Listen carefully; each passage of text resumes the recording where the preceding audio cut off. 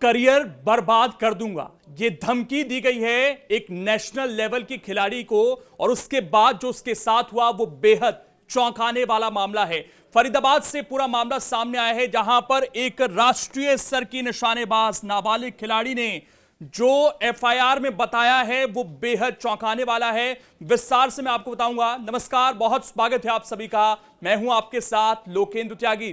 खबर देखिए आप, करियर बर्बाद कर दूंगा ये धमकी दी जाती है। फिर उसके बाद होटल के कमरे में निशानेबाज नाबालिग खिलाड़ी से दरिंदगी होती है और नेशनल शूटिंग कोच पर जो हैं ये गंभीर आरोप लगते हैं। तो स्पोर्ट्स के अंदर भारत में ये क्या चल रहा है, ये सवाल उठता है। सवाल ये उठता है कि वैसे ही महिलाओं की सुरक्षा पर गंभीर सवाल उठते हैं, लेकिन एक तरफ जहां हम ये प्रमोट करते हैं कि बेटियों को खेलों में हिस्सा लेना चाहिए, वहां पर जब इस तरह की खबरें सामने आती हैं तो कहीं ना कहीं उनकी सुरक्षा को लेकर सवाल ज़हनी तौर पर आते हैं। पूरा मामला क्या है विस्तार से मैं आपको बताता हूं। दरअसल ये 16 दिसंबर की वारदात बताई गई है, जो एफआईआर में पीड़िता ने कहा है सूरजकुंड के ताज होटल में इस वारदात को अंजाम दिया गया। वो खिलाड़ी इतनी डर जाती है, सहम जाती है, क्योंकि दांव पर सीधे तौर पर उसका करियर लगा हुआ था।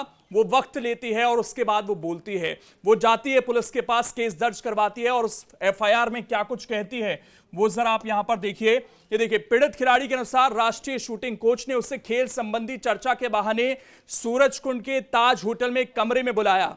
वहां कोच ने कथित तौर पर दुष्कर्म किया। घटना के बाद से पीड़िता सदमे में थी और उसने 6 जनवरी को अपनी मां को यह आपबीती सुनाई। इसके बाद पीड़िता की मां ने पुलिस में शिकायत दर्ज कराई।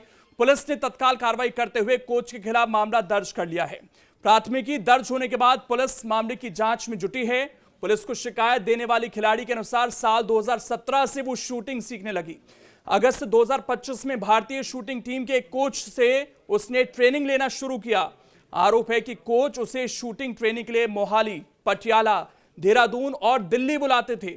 16 दिसंबर जिस दिन ये घटना घटी, ये बड़ी इंपॉर्टेंट डेट है।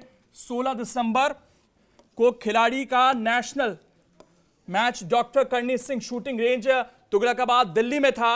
दोपहर लगभग 12 बजे मैच खत्म हुआ और खिलाड़ी घर जाने लगी तो कोच ने उसे मैच डिस्कस करने के बहाने रोक लिया और उसके बाद जो कुछ हुआ वो बेहद संजीदा है। दोपहर 2 बजे तक खिलाड़ी रेंज में ही कोच का इंतजार करती रही। फिर कोच ने उसे व्हाट्सएप कॉल की, बाकायदा व्हाट्सएप कॉल की गई, नॉर्मल कॉल नहीं थी, क्योंकि पता थी कि व्हाट्सएप कॉल को ट्रेस करना मुश्किल होता है।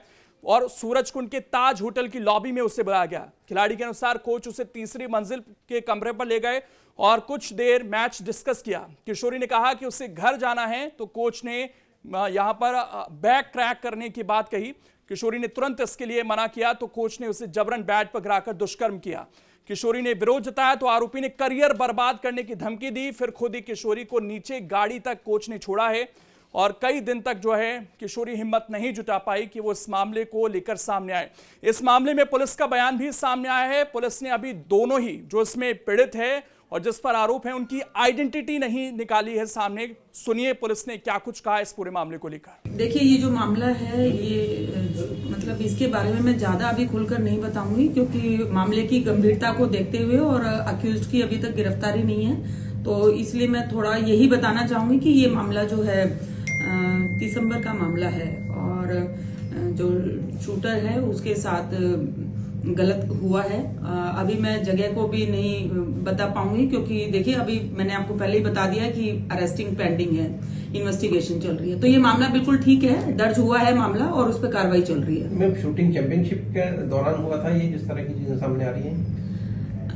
ये एक नेशनल गेम चल रहा था शूटिंग का, उसके दौरान मतलब जो अक्यूज है वो भी आया हुआ था और जो ये महिला शूटर है ये भी आई हुई थी। क्या पूछताछ वगैरह कुछ की गई है कोच के साथ अभी तक पुलिस की तरफ? वो मैंने आपको पहले ही बता दिया कि अभी अरेस्टिंग पेंडिंग है। जब अरेस्टिंग पेंडिंग है तो फिर पूछताछ तो अभी तक नहीं हुई है। तो मैम, ये नेशनल लेवल पे अपॉइंटेड था ये कोच, राष्ट्रीय स्तर की उसमें है, कहाँ किस लेवल पे है? इसके बारे में अभी तक मेरे सामने कोई मतलब ये वो नहीं है कि ये राष्ट्रीय स्तर का है या स्टेट स्तर का है, लेकिन जो लड़की है जो पीड़िता है उसका कहना है कि मतलब राष्ट्रीय स्तर का। कोच का नाम क्या है? अभी मैं कोच का नाम नहीं बताना चाहूंगी, क्योंकि मामले की गंभीरता को देखते हुए मुझे ये सारी चीजें अभी थोड़ा शेयर करने में लगता है कि इन्वेस्टिगेशन पर असर आ सकता है। तो मैम, ये कहाँ फरीदाबाद से ही है या बाहर से देश के किसी से कोच?